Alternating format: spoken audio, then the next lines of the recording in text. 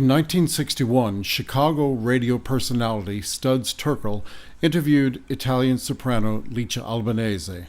She discusses with him what is missing in the singing of today, the early 1960s, reminiscences of Arturo Toscanini and Fausto Cleva, sensible breadth of repertoire, and her childhood in Bari, Italy.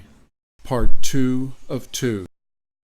There is something you said earlier, Madame Albanese, indicates you were a little disturbed maybe by today. You said today some of the singers sing Butterfly the way they sing Aida. How would you explain why is this? What is missing today? Well, they sing with the same strong voice and yelling all the time. Every opera, just the same. And then you don't have any different mood. No, is it lack of training? What is it? Is there less lack of intensive training today than there was? That depends from us. Because in myself, I study all the time. I study even if I know an opera. I go and say, and they tell me, oh, you studied this opera again. You sing so many times. I said, all the time you can do better and better. And this was not my idea, too. I had this idea, I didn't believe myself. But when I did something with Maestro Toscanini, I sang this two opera. So I heard from him to say the same thing. So then I got my courage. I said, oh, and then I'm not wrong. If he said so, the same thing that I used to think, the same. And he used to say all the time, when I go home, I always think how to do this. And then I come back and we do, and then the next day I change. He said, don't think that I'm crazy man. I change because I find a way that's better done. It is right. He was right. Since we're coming now to Maestro Toscanini and a fantastic rehearsal, which we hear his voice, you were present there. Yes. Now we come to this. There's one question before that. Do you feel maybe the repertoire of many of the younger singers is too broad today? The repertoire too wide? Don't concentrate enough on Well, I think all singles? these young, new singers, they want to do fast everything. They don't want to have an hour to sit down and learn the part and go over. They sing the Metropolitan for the first time. For me, it's wrong. They should have experience. Well, I know they say where we go to take experience, to have experience. In Italy, we had experience in small theater, like I told you before, with Gigli, a tenor, and then I sang a part with him, Bohem, Mimi. But he was the star. And I was just the start, see? So then they heard me, and then next time I was going I went to a small town, and I sang with the skipper. So they heard skipper, they heard me. And then before I went to La Scala, I told you, I sang already in a difficult city. Parma, Piacenza, Bologna, all very difficult city. Where the audience has heard these operas many times. They whistle. It's like to say, boo here. Oh, they whistle over there. Here, when they whistle, it's good. And I was scared here when I had my debut, here in 1940. They start to whistle, and I got scared and I run. They say, no, go back. That's good here in this country. I thought it wasn't my town, on my country. I was really scared, upset for. So that's why I tell to these kids. But that's why I go, when they call me and they start a new opera season, I always start with them. I never say no, because I like to just give away, I say in this way, I use this word, to new, and to be a lot of luck, to give a lot of luck to these people. And they are really, they have great voice, beautiful voice. And I want to help. But being rough, you feel there's too much of a rush. But they have, yes, they should start. And then they, I used to sing for nothing, for many years. And I knew I didn't have money even to eat. But what I said, they have to know me. I must go. And they pay me the expensive, all right. And said, no, I tell you the truth. All these young kids, they want a lot of money. And that's really bad. It's not good. If they start with art and not with business, it's much better. I think they would someday reach the top of the beauty. You're probably of hitting the art. core of the disease. Yes. You say business rather than art. It surrounds them, doesn't it? The whole world. Well, I think when they ask for benefit, and they say, oh, do they pay? I say, no, you have to sing for nothing. Oh, no, nothing doing. I say, but nobody knows you. They should know you. They say, no, I don't care. They have to pay me. So Where is he or she? You don't hear of them for years, no more. I said, if you start, and then for benefit, I think we should do things, especially for children or for sick people. It's a great, great medicine for them. So they make money when we sing. Talking So about the they buy artists. medicine to them. What a great thing I think we do. Which, well, I love to sing. And for me, it's not a sacrifice or to heavy work to give benefit, even every day, which I did when I came to this country. I sing for every religion. They ask me benefit for everything. So The I idea of went. I went on the singing, radio. They pay me just a small amount on this program I had on the radio. After 6 years, they paid me a big amount because I made a success. They liked me. They start to know me. So, but they don't know, really. They should know. They should start from nothing to work. Well, in the old days, too, or the days before now, there was more rest for singers, too, wasn't there? I mean, the airplane takes you one day, and then here the next day you're singing another. Yes, it opera, is too. true. But, I don't do that. I don't rush so much. I rush if I have to sing for benefit. I tell you the truth. I go here and there and then run. But if they pay me, I say, no, I can't stay home. I don't feel to go. So even when I was sick, when I was hoarse, but I gave my word I had to go, even if I talked to them. I said, I'm going to talk to them and just to say, listen, I don't feel well, I'm going to sing one aria. So I did. I always didn't disappointed people. Called giving of yourself. If we may come now to the maestro, Arturo Toscanini, the man who did not rush. I mean, Yes, and he did so much too, so many benefits he did. And he never wanted, everybody knew, even when he sent money to Italy or gave money in this country, he said, nobody should know what I do. And he used to tell to his son, please, Walter, don't tell to anybody what I do for benefit. You mean the columnists of the daily papers didn't have his No. name on every day? Eh? No, he never wanted. That's why I said he was an humble person, such a great person. What of this rehearsal? Here we hear the maestro, and it's the NBC Symphony, I believe, is Yes. it not? This is the rehearsal of Traviata, isn't it? Now, you were Violetta. Yes, during the- in 1946. Could you sort of, we hear the maestro singing, too. Yes. Would he do this often? Well, he used to do that even with singers. So he did this with the orchestra, to make the orchestra, Here then we're tuning in. This is Yes. somewhere in one of the halls in New York, is this? Yes, And this is during rehearsal, uh-huh. and a bit of Traviata.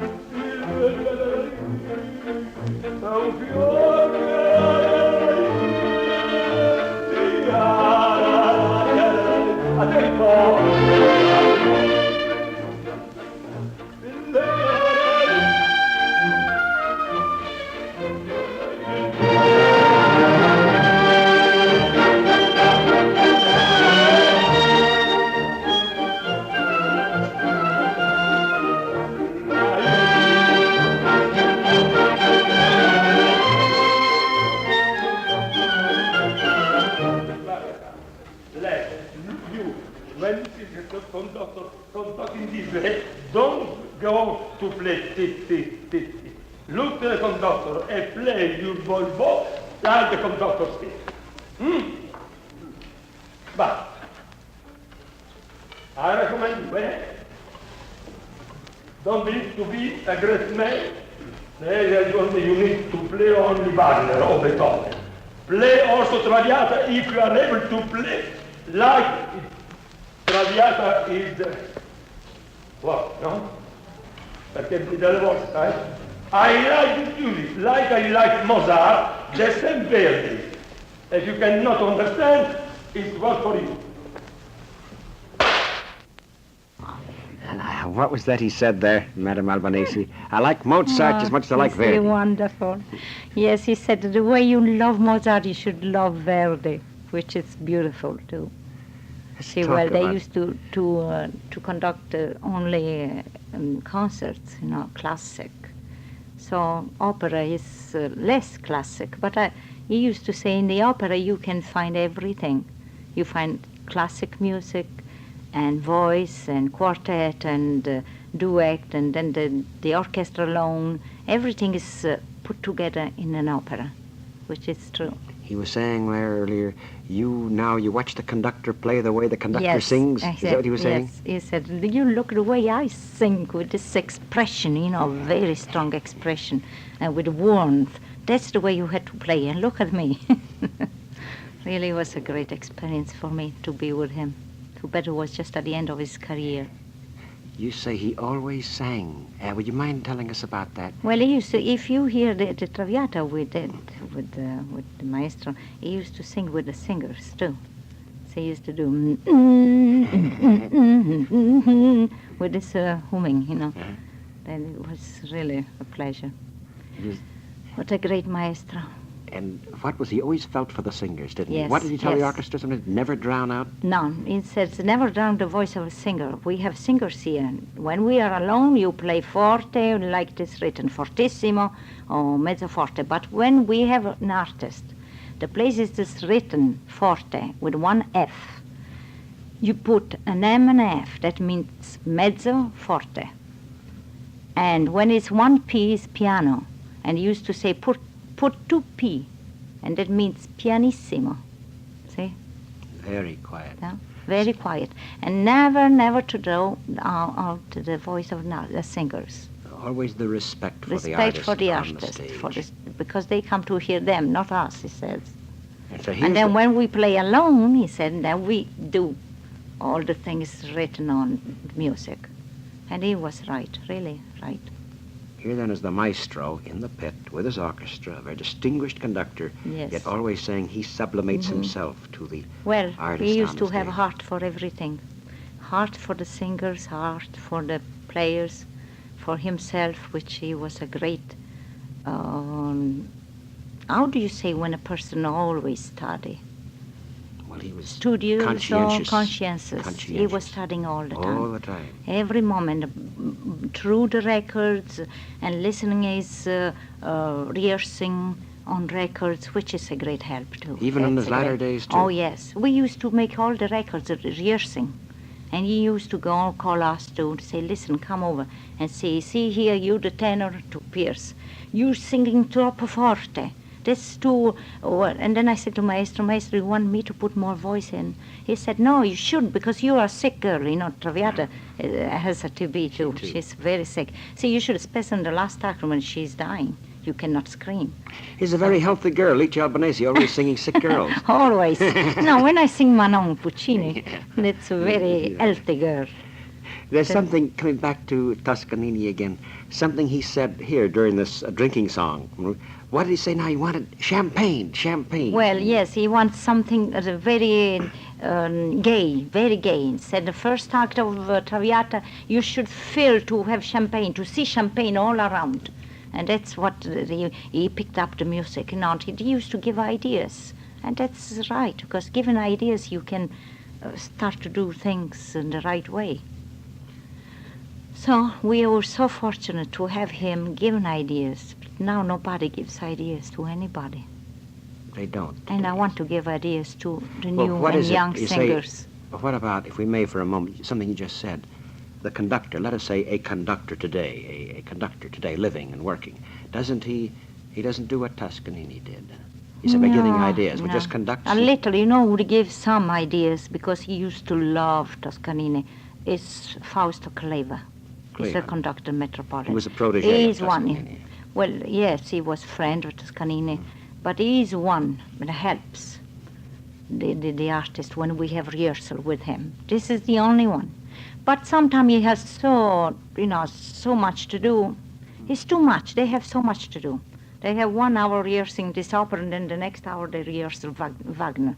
That's too much. Here again, we come to the same trouble you spoke of earlier, the singers being rushed. Too much is happening. Too much, no rest. And then who has mind and a heart should take things a little slow. And that's what I am. I take things slow, but I want to do things well.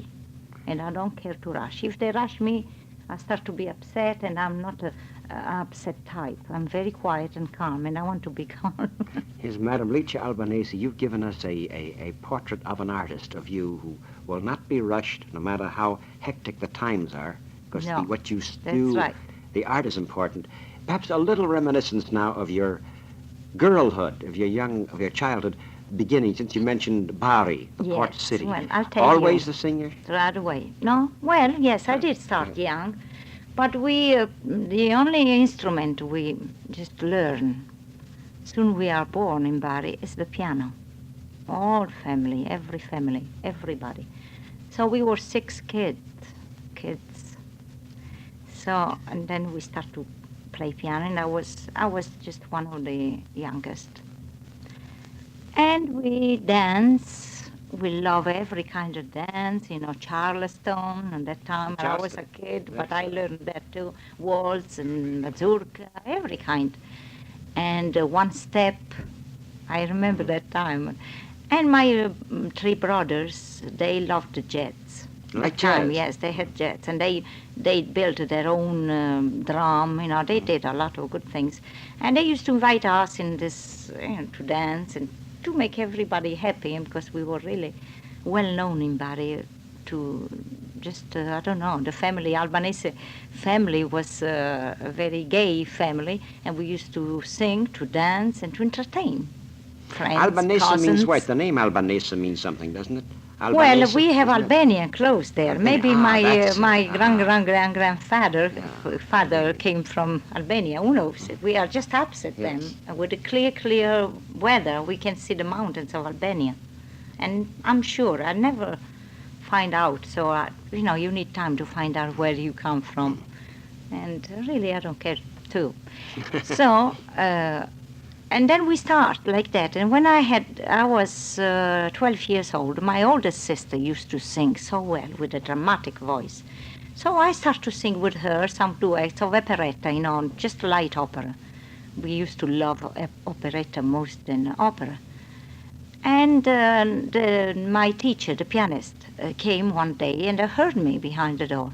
And he said, "Oh, you have a beautiful voice. Why don't you study and surprise your father and for his sister?" So he said, "No, I see you are the type to become an artist, an operatic artist." I said, "Why me? I don't have an idea. I don't care. I want to become a toe dancer," which I loved so much. I used to go, without shoes, dancing all around the house. And then after I loved so much drama, I loved that so much. But then my father wanted to make me an opera singer, just to be obedient. I said, "Okay, I'll do what you want." And I studied in Bari. We had a teacher there.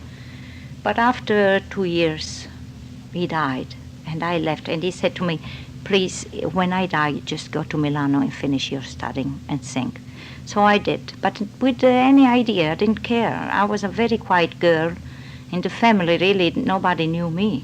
They thought that we were 5 kids. Instead, we were 6. You were so quiet. Yes, I was so quiet. Nobody ever saw me around. Or when I started to dance or to go around with my brothers, I was young, very young, and I never talked, never say a thing. Always quiet. Since I was born, my mother used to tell me, and I was 2 years old or 3, and she used to leave me on the sofa. There I was after 4 hours. I was sleeping. I was all the time sleeping, which I love to sleep. I still love to sleep. So then I left for Milano. In Milano I studied 4 years more, and then I started my career. 1936 I started, 37 the full career, and then 1940 I came in this beautiful country. And I got stuck with a man. I married him. I had a nice boy. You got stuck with a man and you married him? Yes. So, I never want to marry because I want to do something in my career to become somebody, which my father taught me to do. So I want to keep my promise to him. So then I find a nice man, and he's really a successful man in New York. And it's a good man, big heart. And I have a boy 7 years old. So you have a domestic life as well as an artistic life. I love it. And I know how to cook too. And you're a good cook. I love it. I love to cook. And I do that when I have time. Going in the kitchen, you just go over your music. Sometimes the music really fills your head. And it's so much. It is too much. I have to go in the kitchen. So then I cook. And so as you're cooking, you're singing too? No. I rest. I just just think what I'm doing because I have to make a good meal for my husband, for my boy. This is your story then of a young girl. This is almost the opposite of the usual story. The usual story is the girl was born to sing. In your case, you were actively pushed into it. No, I didn't care. Really, I didn't. Now I love it. Now really it's part of my life. But really, since I started, even until 1940, I said, why I have to sing? Well, I sing. Everybody likes it. But so my father wanted, I have to make him happy. That was my idea. But since 40, the love of it grew inside you grew so much, and really, and I like to teach, and like if I had time, I would love to. But they ask me if I start to give some lesson. I don't have time, see. I have so much, and then, sometimes I have not to sing. I stay home, and I have to think of my husband and my home, Licia and my Albanese, child. we started with Puccini, Butterfly, and we come... you've given us the story of you and your feelings about opera, singing, the great artists have influenced you, notably Maestro Toscanini, your feeling about Giacomo Puccini. Yes. You see, even though he's so dead, much. he's still with you. Oh, yes, always. So you like Gianni Schicchi. Oh, you were the daughter in Gianni Schicchi. And there is a beautiful aria. And so perhaps we leave each other and the audiences. We come back to Puccini again, since you are the Puccini soprano of our day. That's wonderful. Suppose you again set the scene for the aria of... For the aria on Gianni Schicchi, the Lauretta aria. And she is in this house, which she loves the boy, but between Gianni Schicchi and this family, the boy family, they were against each other. They didn't like each other. So and then they go there to help some will which they couldn't find, and then Gianni Schicchi came to help, because Gianni Schicchi had all the time the bright mind to find everything it was lost. It was really a bright man in Florence, Tuscany. So and then there are the girl with the boy, and then they said, oh, this girl again with my grandchild, I don't want this. And then the father, Gianni Schicchi, said, Lauretta, please don't do this, because you can never marry this man, because this family really is a disgraced family. You can never be with this. And then she started to sing this nice, cute aria, Oh mio babbino caro, why don't you give to give the yes, the sí. You say, yes, you're going to marry this man, because this is the only man I want to marry, and otherwise I'm going on the old bridge, Ponte Vecchio, and I'm going to die. I'm going to kill me, to jump over. So and then the father looks to her, and then that's it. And the aria is so beautiful. Oh, my dear father. As we listen to you now, I say to you, Madam Licia Albanese, thank you very much for being our gracious guest. Thanks to you. It was really wonderful to be with you today.